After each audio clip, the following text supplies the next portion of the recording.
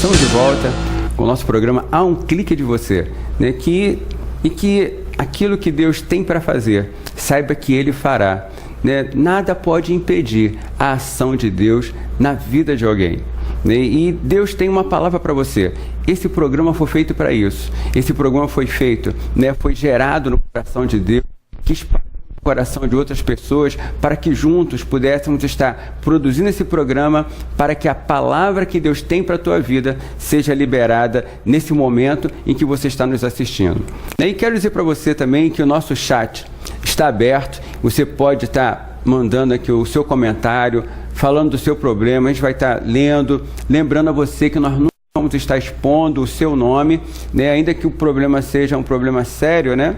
Justamente por ele poder ser um problema sério, que nós não vamos estar aqui citando pessoalmente você. Nós vamos falar um nome aqui que não será um nome, será um nome fictício, mas o caso sempre será um caso real, um caso que nos foi enviado, às vezes pelo chat, às vezes pelo e-mail, que nós sempre estaremos aproveitando para poder estar abordando aqui, porque com certeza não é só você que tem esse problema, muitas outras pessoas têm. E aproveitando, né, a tua exposição, nós estaremos liberando uma palavra que será bênção para a tua vida e para de todas aquelas pessoas que também têm o mesmo problema que você. Lembrando que o meu e-mail é prstort@gmail.com, né? prstort junto, prstort@gmail.com, e você vai estar podendo enviar seu comentário sobre o programa, você vai poder falar sobre o seu problema pessoal, né, que você quer que nós abordemos aqui, para liberar uma palavra de conselho, uma palavra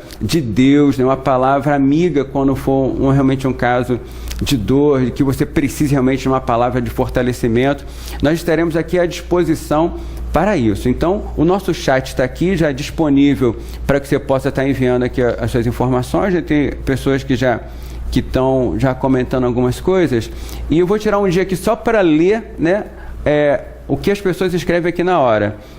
Nesses primeiros momentos, a gente está querendo mais abordar, né, a questão dos problemas em si, para liberar para você uma palavra e você já ir se acostumando, né, com a nossa maneira de trabalhar aqui dentro do programa. É claro que a gente está aprendendo, né, você está começando a estar nos assistindo, nós estamos também nos movendo aqui dentro do que nós temos, né, e entendendo que nós vamos crescer cada vez mais, vamos amadurecer esse programa, porque a nossa proposta é que ele seja bênção para a vida de muitas pessoas.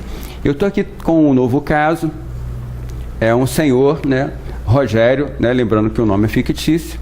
O caso é real, é um caso que nos veio, a informação que temos aqui. Ele diz o seguinte: sou casado há 6 anos e acho que estou vivendo uma situação de maldição hereditária. Ele está dizendo que está vivendo uma situação de maldição hereditária. De uma hora para outra, tudo está dando errado. Eu e minha esposa éramos bem empregados. Tínhamos um bom carro, pagávamos o financiamento de nosso apartamento em dia e de repente está tudo dando errado. Como eu posso ficar livre dessas maldições? Muito bem, vamos começar aqui falando sobre a questão da maldição hereditária, né? É um assunto muito controverso, né? Essa questão de maldição hereditária. Na verdade, é uma doutrina que ela vem sendo ensinada, né, por igrejas pentecostais e neopentecostais, não há muito tempo, né? Ela não é um ensinamento, né, que já vem de muito tempo, mas existem alguns líderes, né, que são expoentes nos nossos dias, que batem nessa tecla, que falam sobre a questão da maldição hereditária. E eu não quero aqui anular nenhum tipo de informação, mas eu quero ir para as Escrituras e abordarmos essa situação de uma forma bem clara e que você possa entender bem, né, o que pode ser essa situação pela qual, né, você está vivendo. A ideia de maldição hereditária, e as pessoas que defendem essa posição da questão da maldição hereditária, elas têm como base, né, o texto de Êxodo, né, o texto que tem Êxodo, Números e Deuteronômio, que é justamente uma frase que se torna marcante, que é o grande estandarte para a defesa dessa doutrina. É que Deixa eu ler aqui. Êxodo 20, verso 5, Êxodo 34, verso 6, Números 14 e Deuteronômio capítulo 5, a partir do verso 9. Todos esses textos têm escrito que fala que Deus visita a iniquidade dos pais nos filhos até a 3ª e 4ª geração.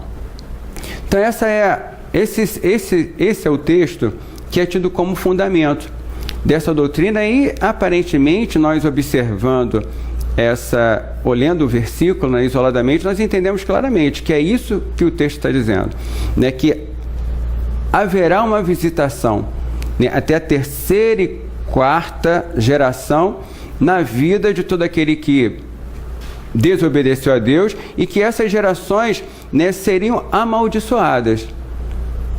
E isso era um entendimento da época e tem sido o entendimento de muitas pessoas em nossos dias e tem isso como um fato.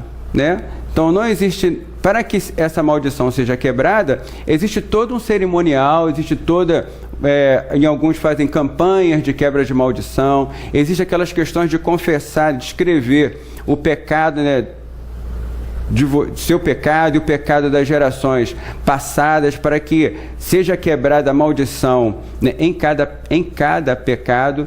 Entende-se que mesmo a pessoa aceitando Jesus, mesmo ela se rendendo ao Senhor Jesus, ela é liberta do pecado, mas ainda está subjugada sobre maldições de seus antepassados, não somente dela, Por isso que o Rogério escreve aqui com respeito à maldição hereditária. Hereditária porque passa de pai para filho.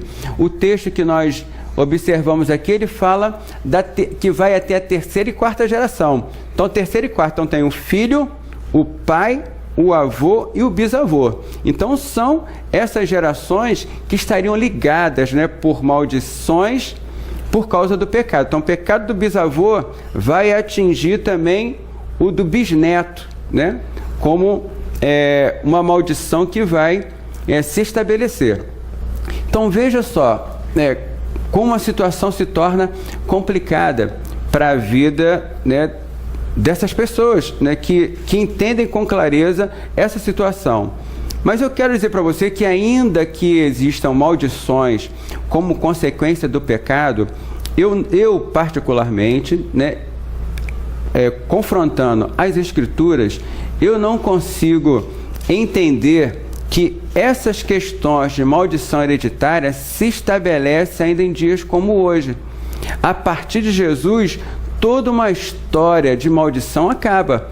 A partir de Cristo Jesus, as situações se modificam completamente. E posso dizer para você, Rogério, e todas as pessoas que estão nos assistindo nesse momento, que já no Antigo Testamento nós já vemos situações em que Deus já anula toda essa questão de que o pecado, a maldição do pecado de uma pessoa vai passando de pai para filho, como se as maldições passassem geneticamente, Nós podemos ler, e eu quero me voltar aqui para você, e eu vou ler alguns textos e depois eu vou comentar, tá certo? São alguns textos que eu tiro também de lá de trás, de Deuteronômio também. Deuteronômio, capítulo 24, verso 16, diz assim: os pais não morrerão pelos filhos, nem os filhos pelos pais. Cada um morrerá pelo seu próprio pecado. Está isso em Deuteronômio. Segunda Reis, capítulo 18, a partir do verso 1. Eu vou ler e depois vou comentar. Veio a mim a palavra do Senhor dizendo: que pensais vós, o que usais esta parábola sobre a terra de Israel, dizendo: os pais comeram uvas verdes e os dentes dos filhos se embotarão. Vivo eu, diz o Senhor Deus, que nunca mais direis esta parábola em Israel. Eis que todas as almas são minhas. Como é a alma do pai, assim também a alma do filho é minha. A alma que pecar, essa morrerá. Diz ainda lá em Ezequiel, capítulo 18, e aqui existe um texto comprido, mas vou ler apenas o verso 20, que diz assim: a alma que pecar, essa morrerá. O filho não levará a iniquidade do pai, nem o pai levará a iniquidade do filho. A justiça do justo será sobre ele, e a impiedade do ímpio cairá sobre ele.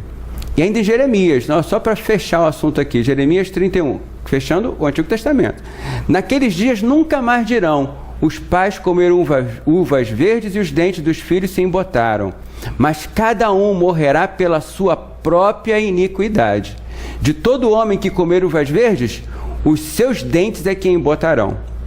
Então nós vemos aqui, Rogério, muitos textos, né, como eu mostrei aqui para você, que identificam claramente que essa situação de maldição hereditária, da maneira como a maioria das pessoas tem colocado hoje, não se torna uma realidade. A questão da maldição do pecado, ela existe, como nós vemos em Jesus, em alguns momentos, ele falando, vai e não peque mais, para que não aconteça coisa pior. Quer dizer, então havia uma maldição que era por causa do pecado da própria pessoa. Em nenhum momento nós vemos Jesus ensinando a respeito de maldições hereditárias, que ele vai orar por uma pessoa, vai curar uma enfermidade, e em nenhum momento Jesus diz que a enfermidade daquela pessoa é por causa de maldição hereditária. O que você precisa analisar, na verdade, Rogério, é a tua situação atual. Não é você ficar, na verdade, a maldição hereditária acaba se tornando uma desculpa. O meu problema hoje é por causa do pecado do meu avô. Esse meu costume de errar é porque o meu bisavô, ele era um adúltero, então hoje eu também me torno adúltero. Isso é apenas uma desculpa. Uma desculpa porque quando nós estamos em Cristo, né, e diz as Escrituras, nova criatura somos. As coisas velhas já passaram, eis que tudo se fez novo, né? Somos agora dominados pelo Espírito Santo e não mais dominados pelo pecado. Então nós não podemos ficar dando desculpa por causa das situações de hoje, colocando culpa no passado. Nós temos que avaliar a nossa situação hoje. Como é que está a tua situação hoje com Deus?